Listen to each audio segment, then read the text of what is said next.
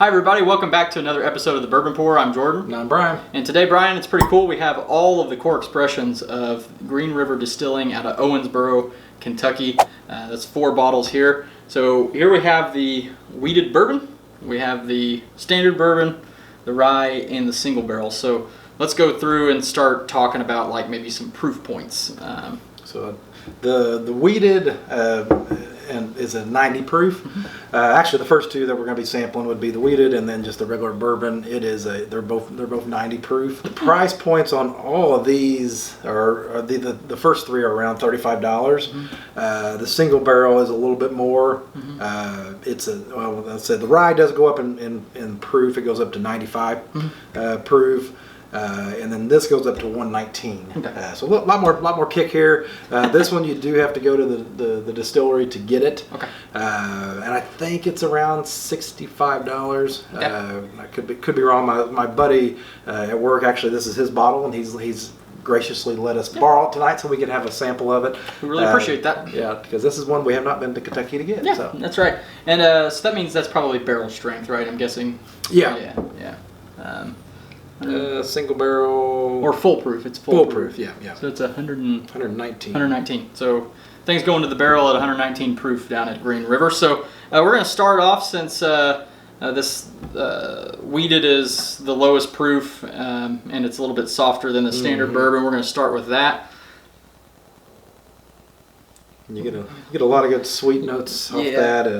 I would definitely almost say like a honey kind of thing. There's a honey. You do get like definitely the graininess of the wheat and like a honey nut Cheerio kind of thing or something. I don't want to get too descriptive, but I guess I don't get any nuttiness out of it, but no, I don't get anything yeah. nutty.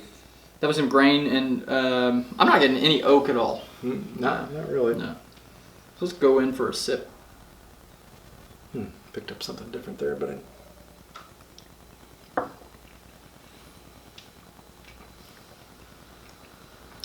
that one always proves to be really good. It's delicious. Like I said, it doesn't always jump out at you again, like some of the elements that are in there, but it just, when you drink it, you're like, man, that's good stuff. Yeah, sometimes it's hard to bring up what you're tasting, and all you can do is say, is it good or is it bad whiskey? This would be one, of course, it's good. It's kind of a musky nose. Now, I'm picking something up on the end. Yeah, you know, a lot of people talk about kind of an earthy this type the wheat funk, the funk of wheat, and I think that's just kind of an element out of that. I get that a lot with Maker's Mark, and in particular, whenever wheated bourbons, I really like wheated bourbons.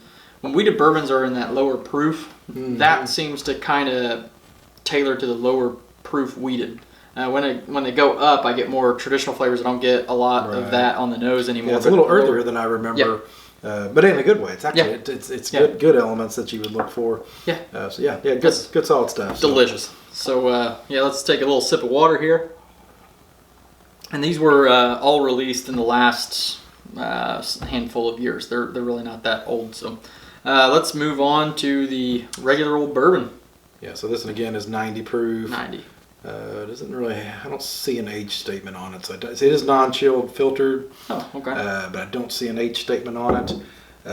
They're, like I said, Does this have anything? They have. So some of this is. I don't know exactly what they're sourced through Bardstown, but I don't know what all that entails as far as what they're sourcing. If it's a blend, if they're just blending, I'm not sure what they do because I know they do distill some of their own stuff. So I don't know exactly. This says distilled and bottled by. Okay. Did Green River used to be a supplier themselves, and then Bardstown acquired them? I think so. Okay. Yeah. So they've probably done a lot of production. Yeah. On the nose, I do get oak on this one.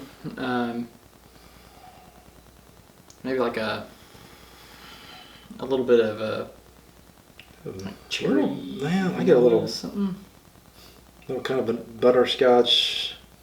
Vanilla something, but not a. Yeah, it's vanilla. not real strong. I can go with vanilla. Yeah, it's not overly strong.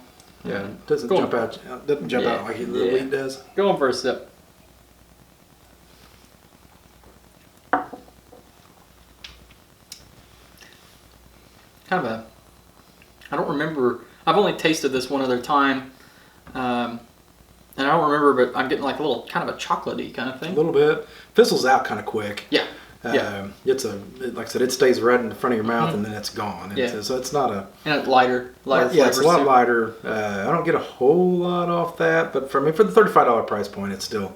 Good. You're still getting some elements out of it, and that's a good offering. But we've talked about of these 4. We haven't had this one yet, but we're just gonna assume that we're probably gonna like that one. Yeah. Of the 3, I guess I should say this is probably my least favorite of the 3. Yeah, I would agree with that. And probably, like I said, the next one we're gonna taste is probably my favorite.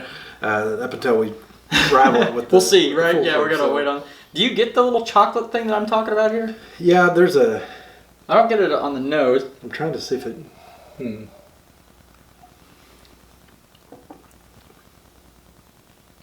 it's not as strong. It's a chocolatey. It's a powdery chocolate. It's not. Yeah. I don't get a. It's not like I just took a big old bite of a chunk of chocolate. Yeah, it's I never thought of it. Mix. Yeah, I never thought of it in that terms. But I don't know why, but that is exactly right. Yeah, well done. That's a good job. Normally, I'm the one who's doing kind of weird things, but Brian's taking the lead on this one. You like cocoa powder? Yeah. It's like a little cocoa powder, a little, and then that second sip, I got a little bit more like the traditional caramel kind of flavor. So, which I didn't get the first time. But I'm gonna take a sip of water here. Let's move on to this rye. So we've done a review on this rye. I don't know if it's out. It's out now. Yeah.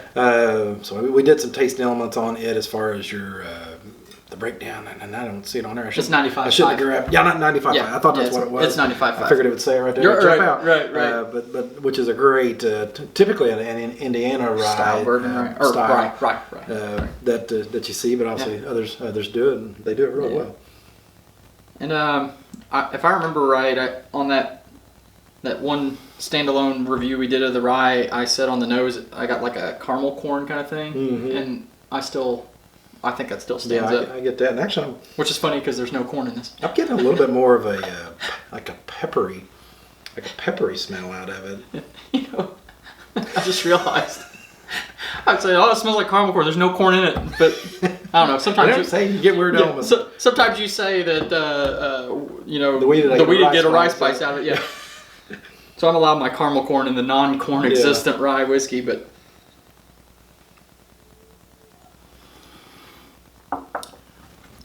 that is just so good. That's phenomenal. I mean, I know I haven't tasted the single barrel yet. It's going to have to be really good. It's going to have to be really, really good to beat that. And but I do like rye whiskey quite a bit. I'm coming around to rye whiskeys now. When you got them like this, kind of easy. It's pretty easy to transition over. Yeah.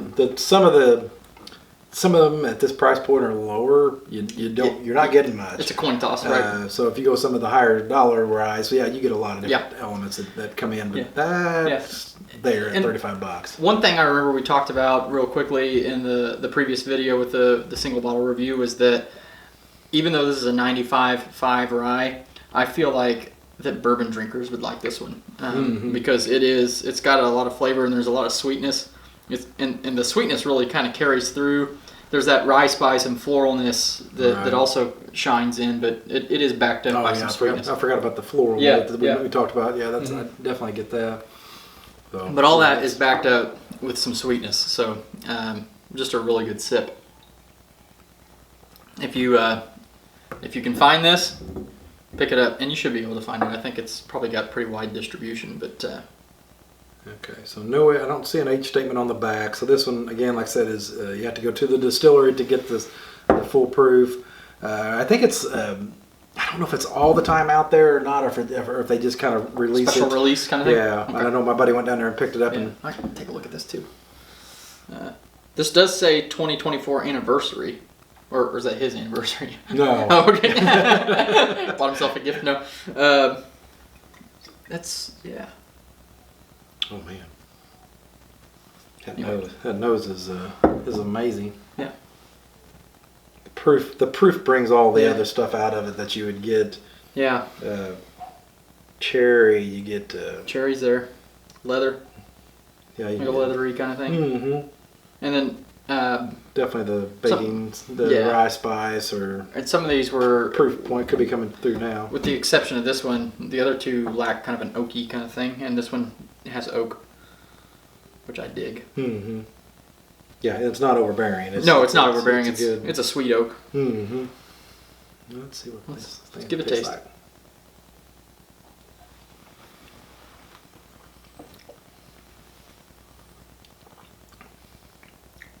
Okay, that's remarkable. Mm-hmm. That is pretty good.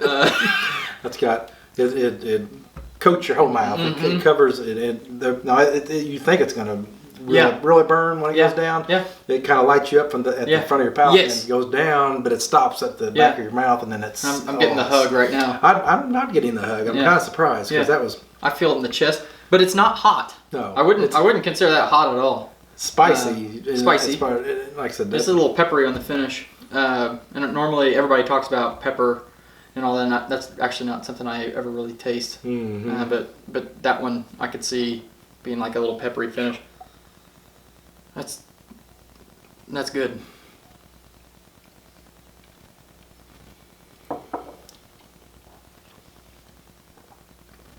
Second sip brings more of that traditional caramel kind of flavor, and then I'm not getting anything real deep fruits or anything like that. No, nothing like that. I think it's all just traditional type caramels and vanillas and that cherry was on the nose. Cherry, I don't get the cherry on the taste. Don't get the cherry on the palate. Just what I was nosing, the rye. The rye comes through, or the baking spice, whatever it is. The proof, one of those three. Comes through, and we don't know the mash. This didn't have a mash bill, did it? I don't think so. Yeah, I like to do a little research on that. Right. See what the mash bill was. This was really, really good. For $65, that's phenomenal. Yeah. So if you ever find yourself in, they're not in every state. No, I'm trying to think where they're at. Owensboro, Kentucky. Yeah, so Owensboro, so it's a little off the beaten path. If you're going to Louisville, you're still about an hour and 15. It's in the northwestern part of the state. Over by Evansville. Yeah. Well, we're Indiana guys, so Evansville's that direction. So. And I know this doesn't count for much, but the bottles are cool. You got the little horseshoe there on the bottom, and apparently, if you set the bottle like this, you can punch quarters in. Go underneath there, quarters over there. It's a little drinking game. So, Brian, let's actually rank these. I'll let you want me to go first, or you go first. That's fine. Okay. It's close, but I am still gonna give the edge to this rye. Like the rye, and then this next one is close. This would be 2. I hate to put that third, but it's third, and then this one last. And really, on any given day, I could probably put any of these first. Well, no, either of these two first, and this one second. But the rye still is the winner for me. Okay. I would not go with the rye first, even though it's phenomenal. You're right. And if you're throwing cost in, it could still edge it out. Yeah. But I would say definitely the single barrel was my favorite tonight. Then the rye. Yeah. And then the wheat, and then the bourbon. But like I said, these are all excellent pours, and like I said, the bourbon one, you have to see it, taste it, see if that's what you like. For $35, there's a lot of other bourbons out there that you can get, but there's a lot of them out there that are not going to be as good as this. True. At $35. So they're solid. It's just these guys are remarkable at the product that they're putting out at the price point that they're doing it. Yeah. And hopefully they catch on and get all these other distillers and doing the same thing. Yeah. We need $35 whiskey. Give us these hardworking guys like me and Brian a price point like that every day of the week. And then also, as we've mentioned before, and I always have to do it, there are Seymour ties to Green River Distillery. Aaron Harris is a graduate of Seymour High School, so we're pretty proud of that. He's had a good career so far in the bourbon world as a distiller, and he's a head distiller there, so that's pretty darn cool if you ask me. Yeah. I just love this rye, though. Still a little bit more... even though there's no corn in it, caramel corn's going on. But anyway, all right, so hopefully you get an opportunity to try some of these Green Rivers. Let us know what you think. And as always, as we end every single episode, when you're with your family and your friends, always share your whiskey.